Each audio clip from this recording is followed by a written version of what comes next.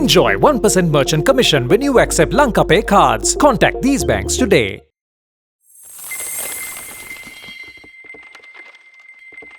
Welcome to Times Online. Today we have two gentlemen from Platned, a global giant in its own right in the ERP services industry.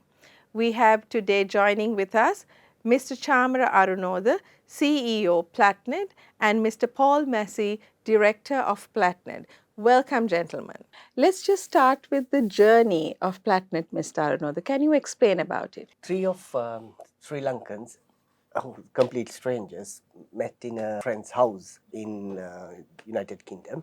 We all went to UK for our higher study. Then we stayed in that house as boarders. Then we were kind of helping other friends to fix computers. So we started this as a small IT infrastructure company because we realized three of us had the skills and our qualities were the same. Until 2016, we were purely operated as IT infrastructure company. We managed to expand to financial industries such as second-tier banks in UK, where we subcontracted the IT support operation for those banks. These are not tier 1 banks, but small banks who set up offices in UK, where there are major banks in other countries.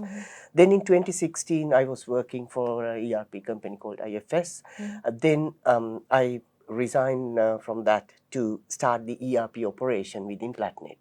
So we then started setting up our first offshore ERP operation in Sri Lanka in 2016 with just 2 employees.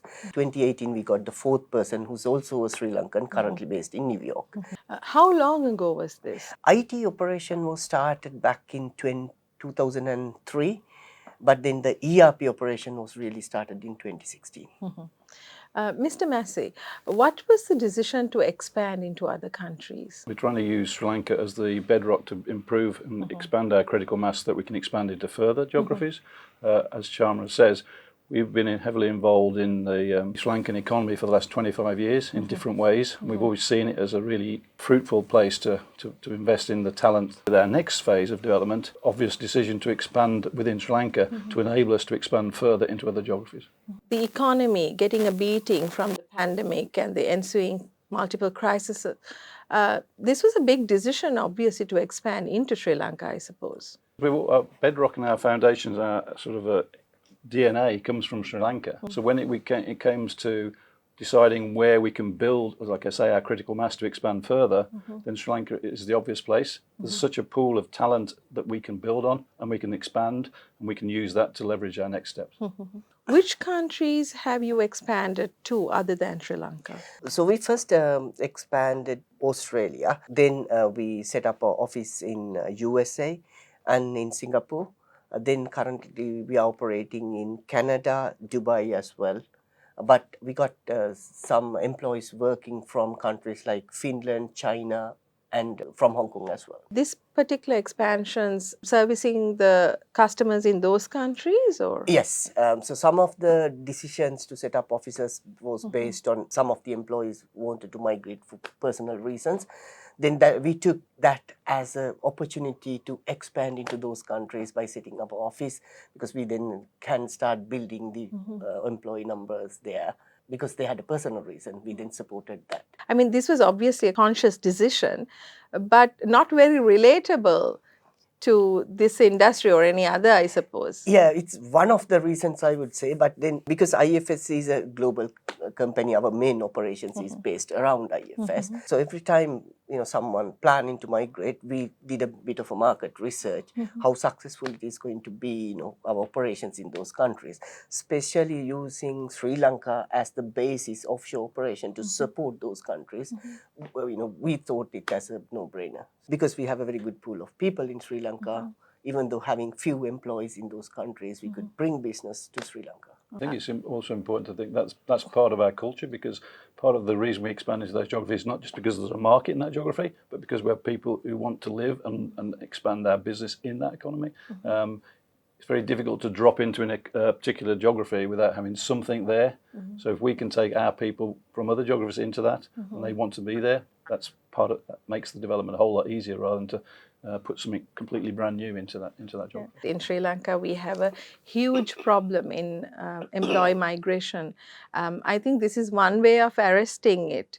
We want to use some of that migrated talent elsewhere, but we want to also retain as much of that talent here in the Sri Lankan economy as we possibly can. Like I said, that this is where it comes from, this is where we built it. We want to put something back into the Sri Lankan economy.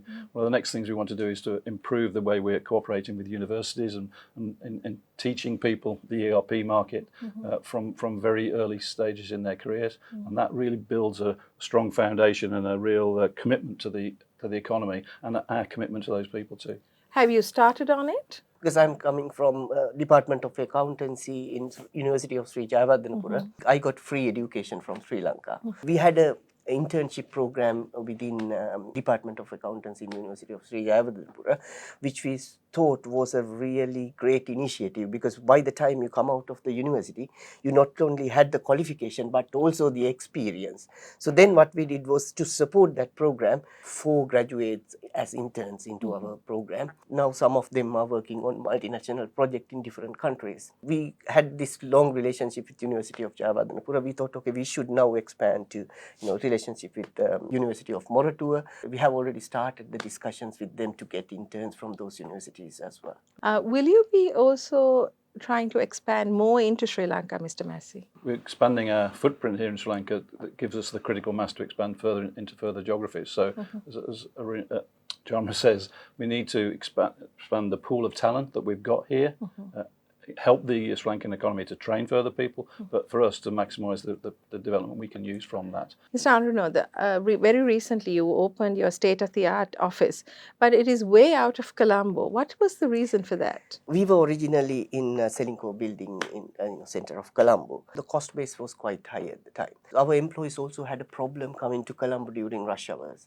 So we thought, okay, let's look at where the employees are based on the map, because some of them are coming from University of Sri Jayawardhanapura. Okay, best place is around Kottawa Maharagama area. We selected Makumbura as our first base because there was a building available at the time. We grew out of the capacity of that building, but for the expansion stage we thought we probably need a larger building with spare capacity to grow. We found out the place in Maharagama, and again it is not too far from where we were originally, and again looking at the employee locations, we thought this is the ideal location for employees. Not very heard of in Sri Lanka. I think this is a really good place to work. And thank you very much for joining us, both Mr. Massey and Mr. Arunoda. Thank you very much for your time.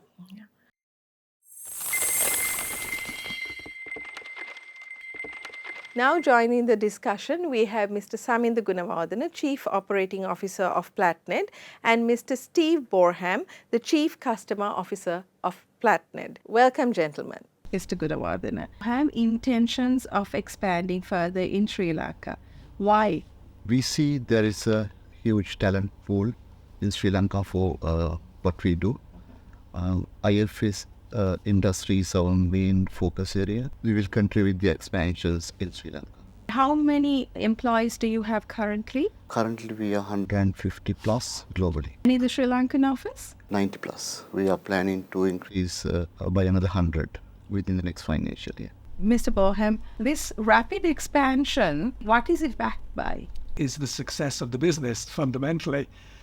Platned has always been a very customer-centric business, and what we're blessed with here in Sri Lanka is exactly that. I have a relationship with Sri Lanka that goes back more than a quarter of a century, deeply invested in this nation personally. We engender the employer loyalty and give the opportunities. That is exactly what's happening with Platned at the moment. Mr. Gunawardena, what is your take on the IT industry, the landscape in Sri Lanka? Even though the numbers are small compared to countries like India, we have talented people. What we hear in UK, Europe, even North America, Sri Lankans are mainly talented. So that helps us a lot. And Mr. Borham, compared to the other nations that you are in, is the industry in Sri Lanka growing? In the other countries where we are, this is as a result of a sales opportunity, but the backbone of the company is growing here in Sri Lanka because of the success in the markets in which we are operating. I also asked Mr. Massey and Mr. Arunoda about the talent migration from Sri Lanka. It's become a very, very big issue. How do you manage this? We manage it in a way that really approaches it from the culture that we have as a company. Everybody in the company is deeply invested in it. The company has extremely low turnover, very high loyalty, and part of that is because we approach migration in a mature way. There will always be migrationary pressures. I migrated to Sri Lanka in 2019, if we look at it in that way. But what we do is we look at the business, we look at the opportunities that we have in the business, and we say, how can we best serve those opportunities with the talent that we have? And where somebody has the appropriate seniority, the appropriate knowledge that we need in the company, we would much rather embrace that and allow them to move to another office and further propel our growth. You're one of the very few companies who do that as well. Yeah, so there are junior employees who would like to move out for their further education. We manage to retain them within the company, give them opportunities wherever they go. There are employees in Finland. I know someone is going to Hong Kong, Canada, so we have retained them within the company. We know they are valuable employees going to be after they finish their education, whether they come back to Sri Lanka or stay there. So we have retained them so far. So that has helped us keeping that culture of what we have all built together. You're a global company founded by Sri Lankans, employing a diverse group of people all over the world, including Sri Lankans.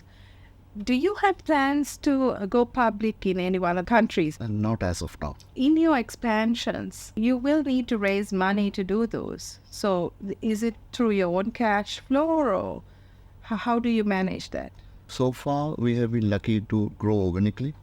There could be occasions we will need extra funding. We will look at those options as and when those arise. Mr. Borham, what is your advice for budding entrepreneurs in this industry? Very simple. Stay true to your principles and keep it simple.